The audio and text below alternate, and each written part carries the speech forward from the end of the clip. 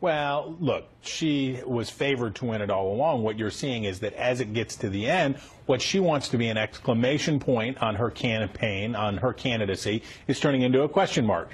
Is the largest state, the most important Democratic state, the source of the largest number of Democratic electoral votes, all of that jazz out there, why can't she quite button this up at the end? Because let's face facts, she's so close to going over the top that by the time we get to California on Tuesday, the number will be there. She will have already surpassed that number. But if Bernie Sanders wins California, you know what he's going to do? He's going to stay in the race. He will linger around. He'll say, hey, I won the biggest state. What does he want?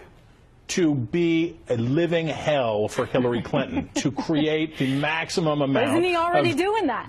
He certainly has, but what he wants to do is make it very hard for her to get elected president.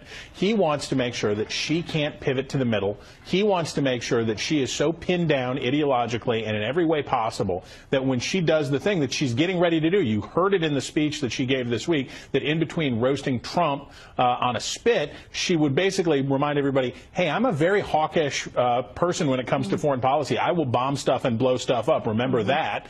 As she was talking about that, she wants to make a pivot to the center. Bernie Sanders wants to nail her feet to the floor, and if he wins in California, he'll stay and fight for super delegates and all that stuff at the convention, and it will be heinous.